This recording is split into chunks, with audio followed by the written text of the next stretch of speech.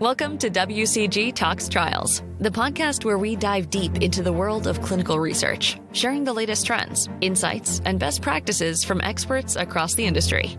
In each episode of WCG Talks Trials, we'll explore a different area of the clinical trial industry, while featuring a diverse range of clinical research and medical professionals.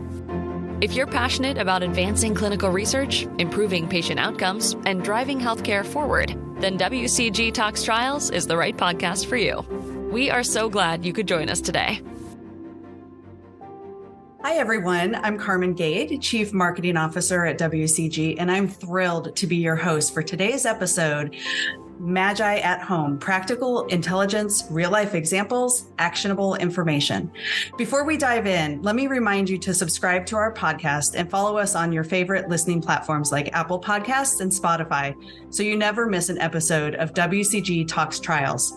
We are joined today by several exciting guests and members of our MAGI Steering Committee, Geoffrey Peterson, Director, Head of Quality at M3 Wake Research, and Geoffrey Schick, Director, Strategic Site Partnerships at WCG. Thank you both so much for joining us. It's great to be with you again.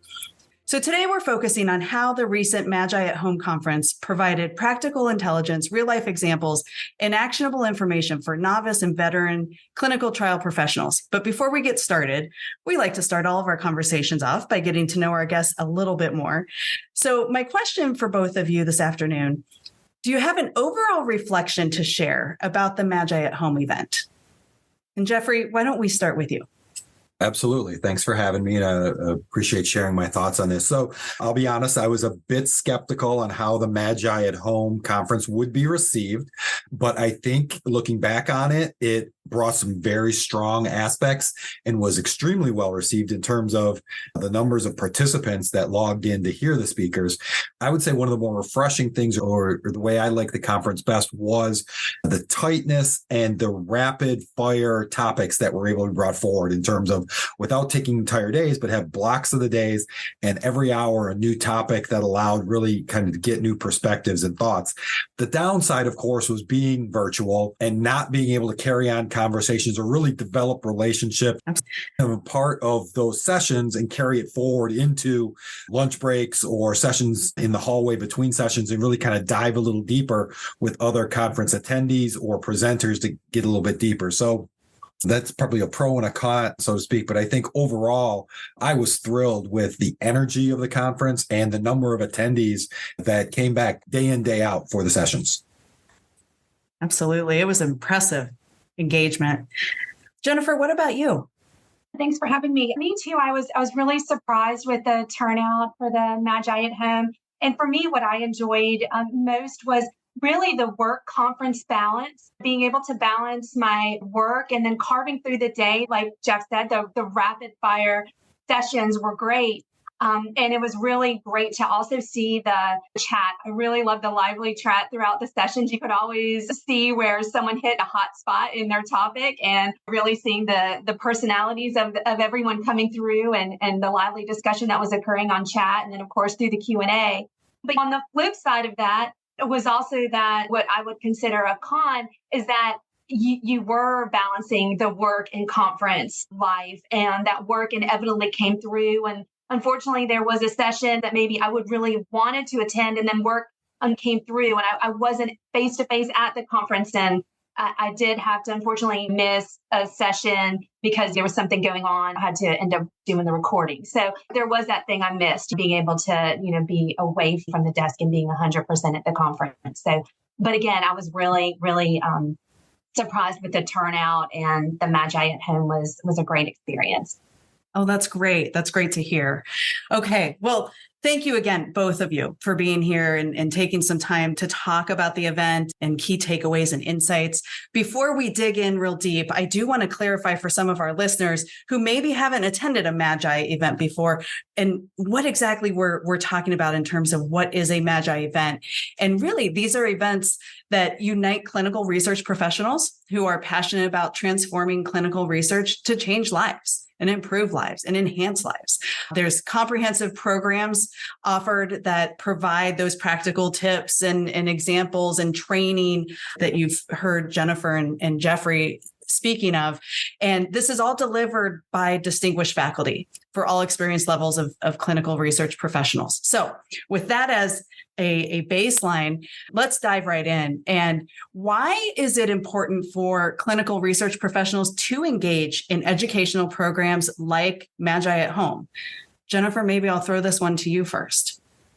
Sure. So really from a career development perspective, staying current on changes in the industry, whether it's changes in regulations, which of course is where I'm coming from a quality and regulatory perspective, or even technological changes that may impact one's position in the future, speaking on that, the career development aspect, that's something that MAGI brings in terms of topics. So that's, first and foremost key. So that in itself is something that MAGI offers, and that's extremely important to the platform of MAGI, keeping up to date on the latest trend. And that's, again, something that has always been important to me with respect to MAGI. My first MAGI was in 2009. So long ago. I'm going to age myself. And that networking aspect that even comes through with MAGI, whether it's MAGI at Home or not, that type of interaction is something that even in itself, there were educational aspects that were coming through even in the chat that were pulling through from sites and from site organizations and from institutions and sponsors, and to see that level of activity that you wouldn't see in normal day-to-day life. Everyone's in their kind of silos, so to speak. And so seeing that come through in that MAGI setting is in itself one educational experience. So for sure, is something that MAGI offers. Oh, that's great. You have that level of connectivity among those participants. What about you, Geoffrey? So I would echo Jennifer's thoughts on the value of the role-specific educational opportunities and ability to stay current with topics. But I'll go one step farther in terms of that. I really believe that a lot of the value of in-person conferences and larger conferences comes with developing relationships and networking. And I think when you get a larger conference like MAGI that has traditionally had up to 600 or so research professionals like ourselves, and the ability to build those relationships can help in so many ways. One is being able to pick up the phone when a hot topic arises and get different opinions.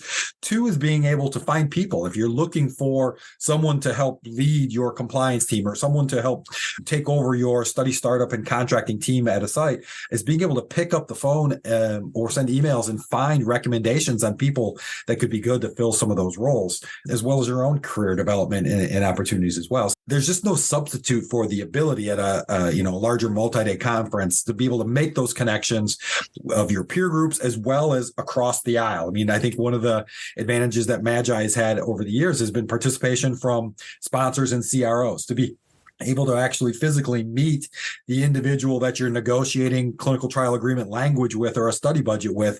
I've had that experience at MAGI sessions before. And Jennifer, you're not dating yourself because my first MAGI was 2007. So there you go.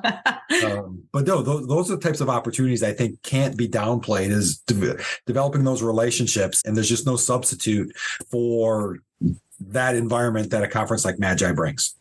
Absolutely. No, that's great to hear. And I know we have so many participants who attend each year due to that quality and quantity of education offerings. I know we typically offer 45 plus different sessions, not to mention the collegiality and relationships that both of you mentioned. So uniting together those professionals who all have a shared purpose and a desire and passion around advancing clinical research and how to do that in the best, most efficient, safe, high quality manner.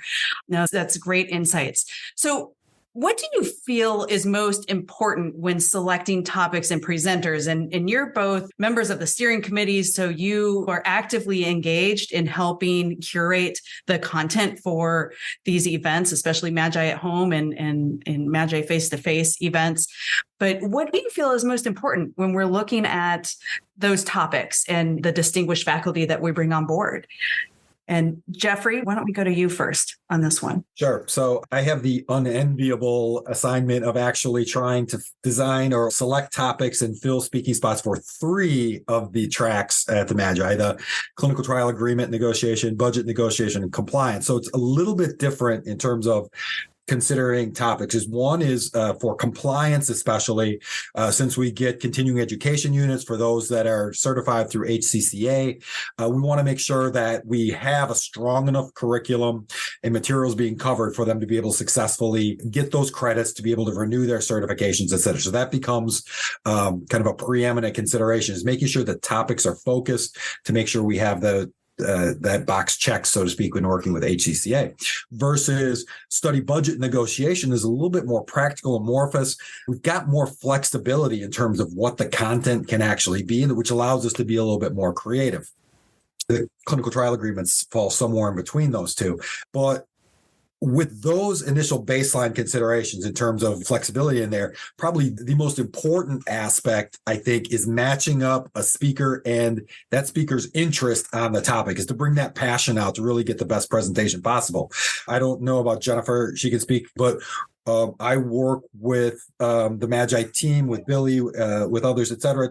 We look back at old sessions. We kind of propose what might be the conference sessions. And as we cast that net out there looking for speakers, we encourage those who have interest to propose new topics. And I think what's been exciting in the last few weeks as we've started planning for April is some of the new topics and teams of speakers that are coming together to say, hey, myself and two other colleagues from different organizations, we've got this idea. We can put this stuff together. And there's so much passion in there. It becomes an automatic yes, and it's easy to plug them in. You know that they're excited about it and they're going to deliver a great session. And so that's probably that passion and that matching of speakers who really like the topics they're speaking on is really what generates, I think, a great conference.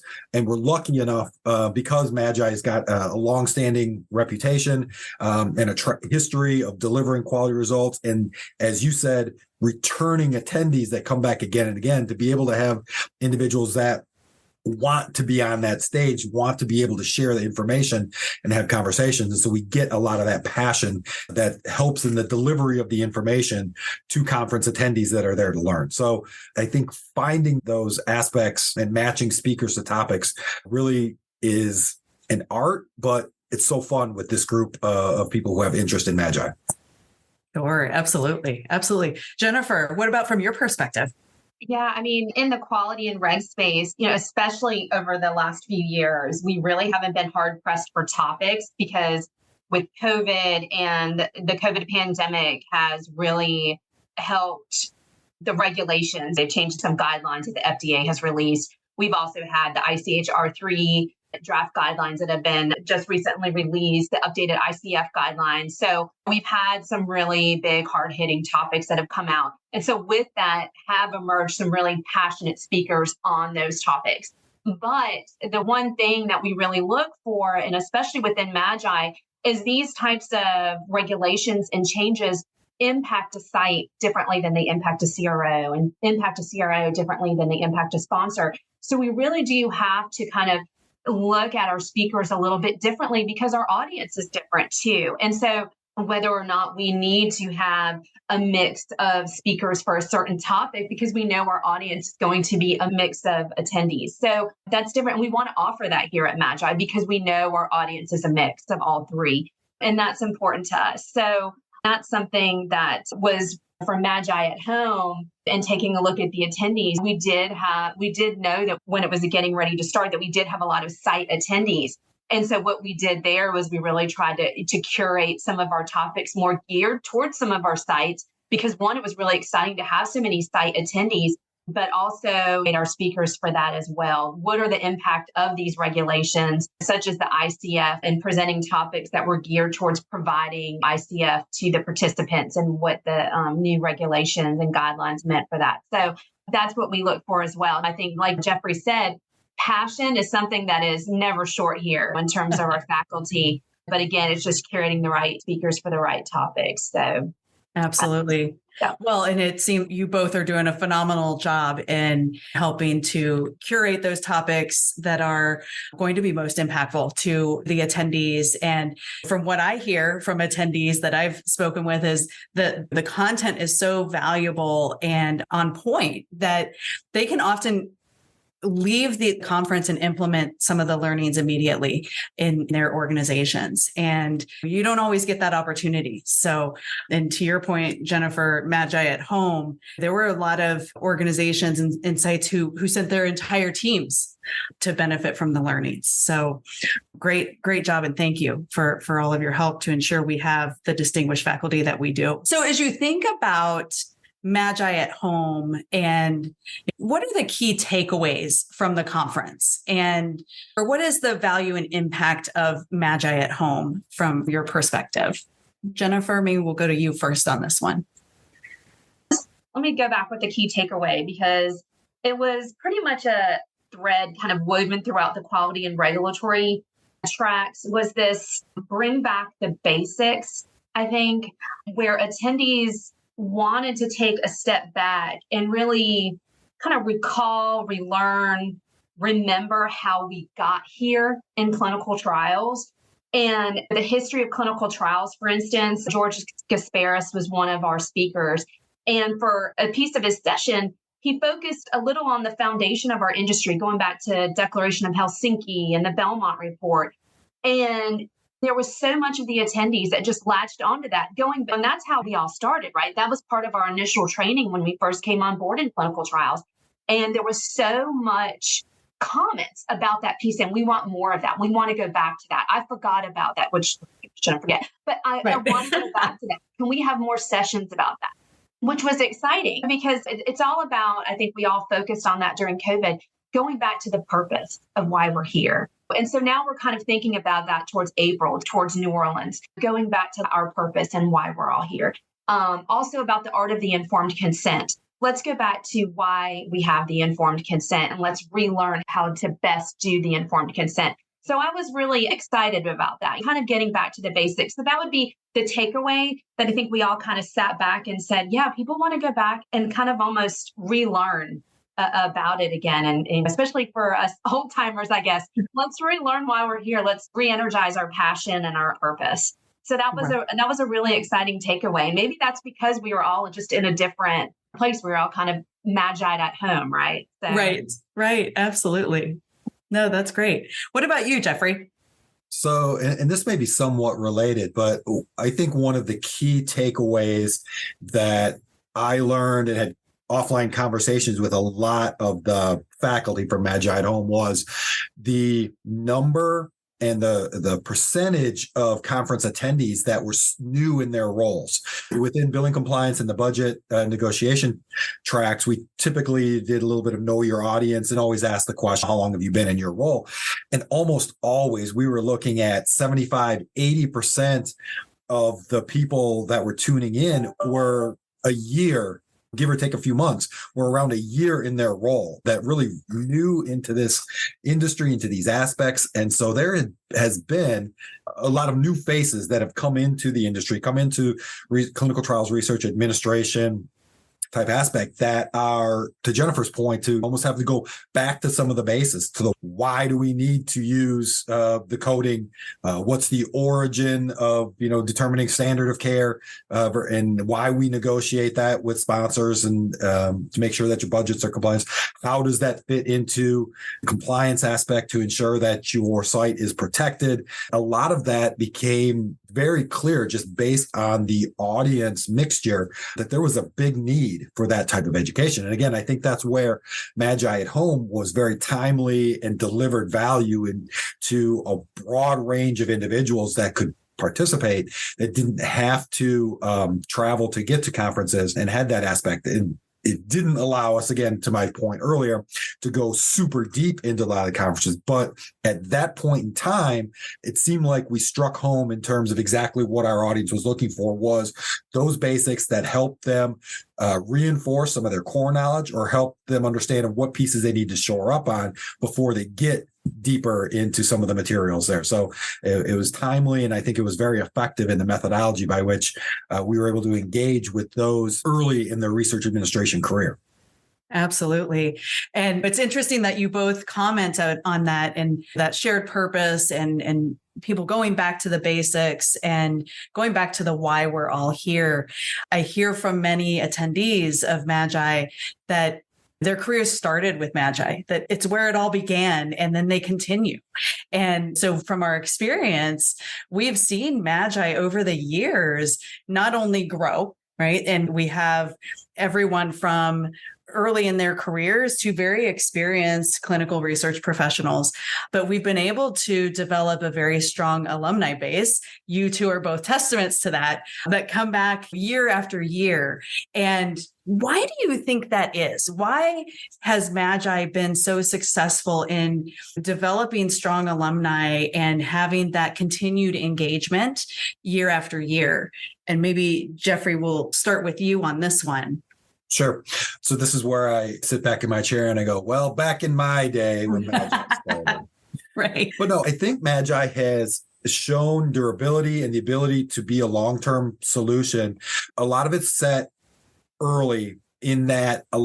So in late 2000, 2007, 2009, from there was a big focus in billing compliance on the Medicare coverage analysis. It was newer. There were a few consultants out there that were able to teach people how to do it. Sites were just beginning to adopt it. And more importantly, we were trying to figure out how to get sponsors to pay for it. And through a lot of the work at MAGI in terms of conversations, sharing of ideas, and having conversations between sites and sponsors, that has become more the norm now, where there's very few sponsors that don't expect to see in their study startup fees some component of a startup fee for the billing compliance analysis, the Medicare coverage analysis. That's become the norm. And I'm not going to say it's only because MAGI took up that topic, but it was sites and sponsors and CROs coming together and understanding the need for it, the value that it brought in, and how it's become known. And I think that same concept translates over other pieces. When you get 400, 500, 600 clinical research leaders, whether you're a leader in title or just in personality,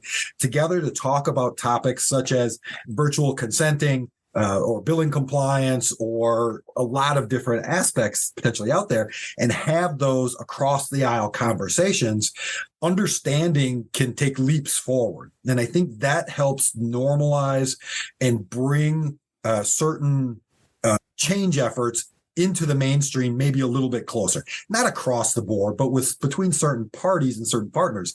And I think, again, that's where MAGI has delivered now for 15 plus years, is being able to bring all stakeholders together, have those conversations, better understand where each side is coming from, and able to bring ideas into everyday practice and make them real.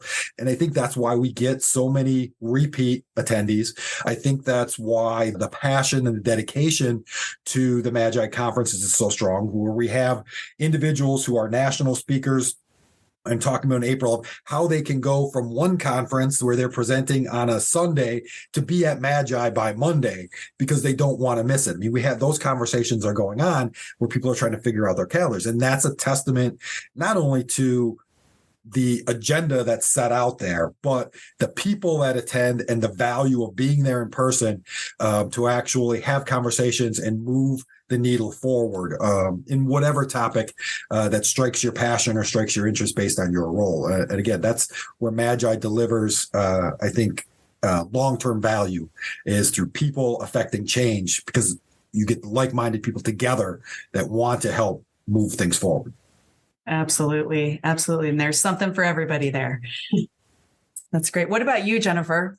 The conference has always been about the practical sharing of knowledge and ideas, and that you can walk away and you don't have to make this huge change within your organization. You can come in and be able to implement something that you've learned from the conference in such an easy way. And that there's an openness within the organization, within the attendees, that there's not this, I have this knowledge and I'm going to hold on to it and I'm not going to share it. So for instance, there's not, e-regulatory wasn't just 100% adopted across sites and across CROs and sponsors. It's been baby stepped through the clinical research industry. Not everybody is 100% into e-regulatory. So as everyone's evolved into getting into e-regulatory, people are sharing their hurdles that they've had, and they're openly sharing that. And one of our sessions within MAGI at Home was about the complexities of moving into from a paper to e-regulatory,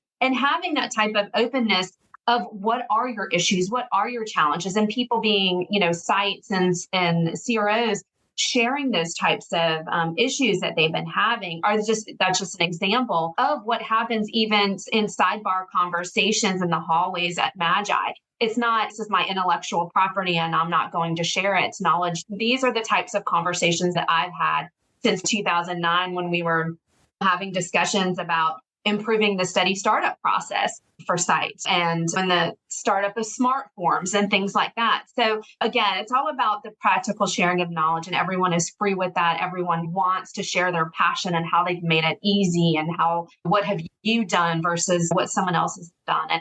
And that is what has made this conference exciting and what has always made me want to return, to see what others have to offer and what I can offer as well. So again, excited for April and what's to come. So. Right. Absolutely. Absolutely. Well, and you both have been talking about this throughout our conversation today, just the level of engagement, and whether it be face-to-face, whether it be MAGI at home, and the conversations happening through the chat.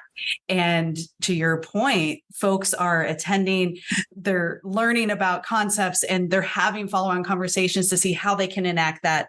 Geoffrey, to your point, like-minded people coming together to affect change and optimize our success, enable our success. And so it's not surprising to me when I look at the numbers too. MAGI has a 99% satisfaction rate, with 84% of attendees saying it offers greater value than other conferences. So it doesn't surprise me at all that we continue to grow this alumni base, and especially when we have best-in-class leaders like yourselves really leaning in to help ensure that we are bringing forth the content that meets the needs of clinical research professionals today and helps them learn and grow and enable their success in their professional development. So it's clear there's a multitude of benefits to participants of MAGI conferences. We talked about the career development, the standardization of best practices for the different education tracks, billing and compliance, budgets, clinical operations, contracts, quality assurance, and regulatory compliance, enabling attendees to keep up to date on latest trends and hot topics, and not to forget the value of the peer-to-peer networking, where we're bringing together all the different stakeholders in clinical research to connect and interact and exchange ideas and grow.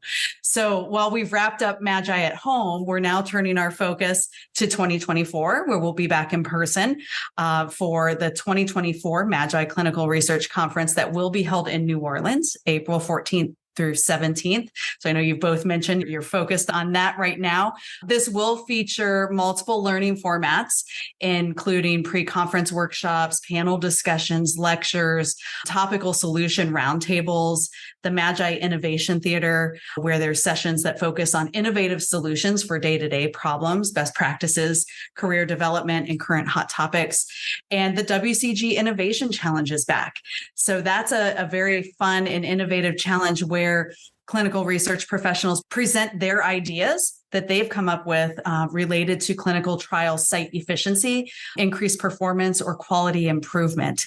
And that's a fun and engaging session. I know my calendar is blocked. I know both of yours are as well. You've mentioned it today, and I hope our listeners are planning to meet us in New Orleans. But I do want to thank you both, Jennifer and Geoffrey, for joining us today on this episode of WCG Talks Trials. Your support, your engagement is invaluable to the efforts of MAGI and all the participants. And thank you to our listeners for tuning in. We hope you found this episode insightful. We hope you'll be able to join us on future episodes of WCG Talks Trials. Bye for now. Thank you for joining us for this episode of WCG Talks Trials. Don't forget to subscribe to this podcast on your preferred listening platform as we continue to explore different areas of the clinical research industry. As always, we encourage you to join in the conversation. Feel free to reach out to us if you have any questions, comments, or suggestions for future topics you'd like to hear on the show by visiting us at wcgclinical.com/podcast. We're here to serve as a trusted resource as we work to improve lives and accelerate clinical research together.